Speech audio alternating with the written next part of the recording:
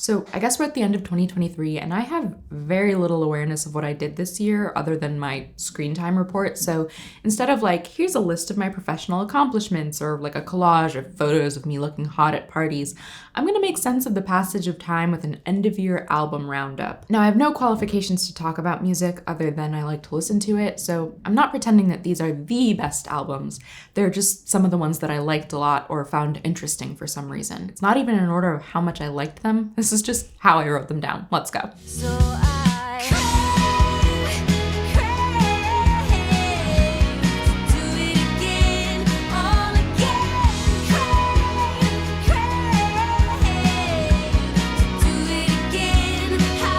In keeping with the tradition of my favorite albums always coming out in February, I loved Paramore's This Is Why. It's really fun to hear them continuing to play in this new wavy space in a way that feels a little more grounded and less gimmicky. Not all the music I grew up with has grown up with me as elegantly as Paramore has.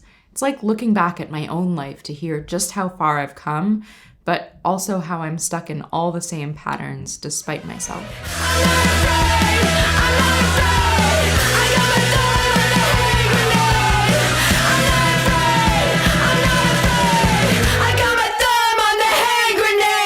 Another back from my teenage years news, Be Your Own Pet released Mommy, their first album in 15 years, but they still have the same bratty bravado and big thuddy drum sounds that made me fall in love with them in the first place. It's the kind of music you put on when you need to feel meaner than you are. Hand Grenade, in particular, is a song that I just want to fold up and keep in a locket close to my heart.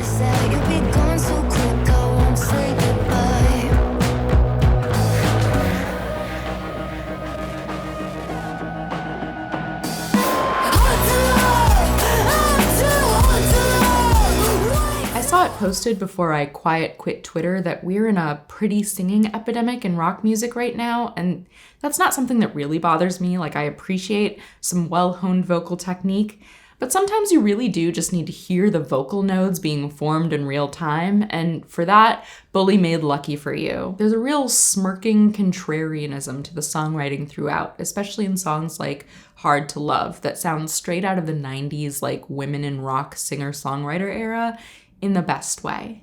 At least until you find out what a fake I am. Spray paint my initials on an ATM. I burn my cash and smash my old TV. You probably could guess by my bisexuality that I enjoyed Boy Genius's The Record.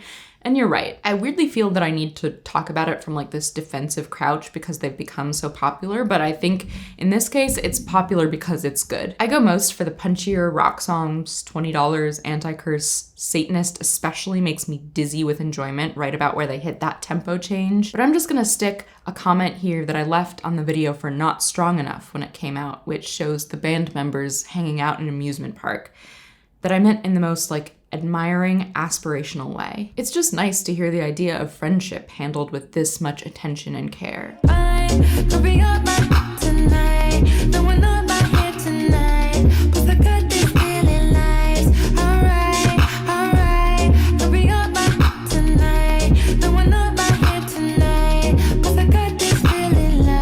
Not being a basic Burlington bitch, I'm becoming much more of an R&B listener these days, and that's in no small part because of Victoria Monet and her latest album, Jaguar 2. It's been really fun watching her like finally get her flowers and really shine in this album cycle in a way that her talent has long deserved. A lot of the music I like gets described with words like vulnerable and authentic and raw.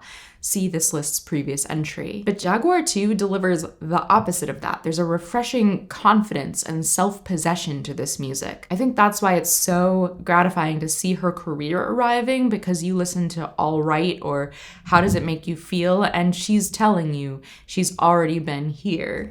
Ooh, 'cause you made me crazy.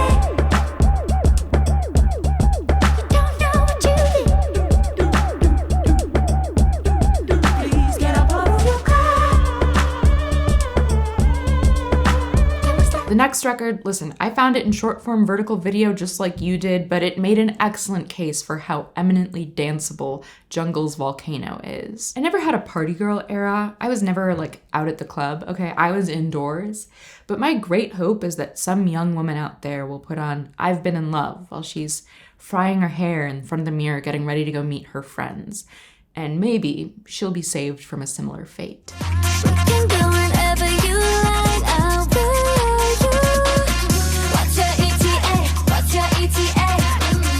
What's your ETA? What's your ETA? Let's take a further little dip into the world of pop music, shall we? So I don't post my Spotify Wrapped, primarily because Spotify exploits artists, but also because it a little bit over-indexes on the algorithmatized playlist that I exercise to. It's called Work Out because the K is capitalized. It's a K-pop playlist.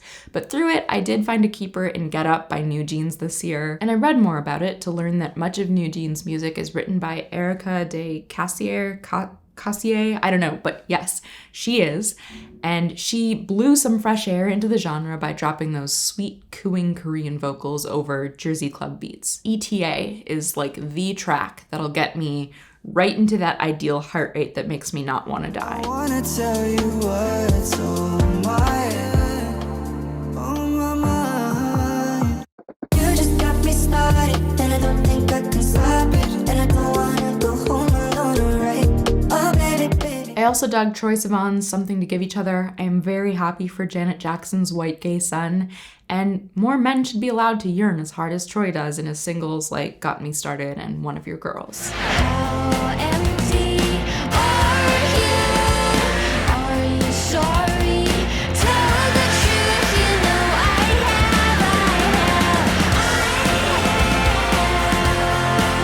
have. Okay, two more. One is Rat Boys' alt country kissed by classic rock record The Window. I got really into their 2017 release, GN, in the depths of pandemic lockdown. Like, I very clearly remember listening to the song Molly while I tallied up the days since I'd last seen my loved ones. They've released 2 other records between then and now, but The Window finally feels like the album for coming out of the other side of that tunnel of grief. Tracks like It's Alive feel like a celebration, and the 4.5-minute guitar solo in Black Earth, Wisconsin is nice just because. The final album on my list isn't technically new. It's actually a record from the 2010s that the artist returned to in 2023 to re-record and reimagine in a way that honors the source material, but also honors their growth as an artist. You blind bat. I am the after party skeptic threat. You moved to San Francisco. I want it all. You guessed it, I'm talking about Bad Books 2 Revisited. In the era of the infinite scroll, it's nice to see an artist return to their old work, turn it over in their hands a few times, and decide there's still some juice left in it. Not in a cynical anniversary box set cash grab kind of way, but in the way that all of our lives seem to spiral around and around through the same themes and situations. This time with a little more polish, a little more piano, a heartbreaking change in tempo, and a new set of lyrics you only catch if you listen close. Maybe we have changed. Maybe we can do it a little bit better this time. Tell me your favorite albums of 2023 in the comments, and I will see you next year. Bye!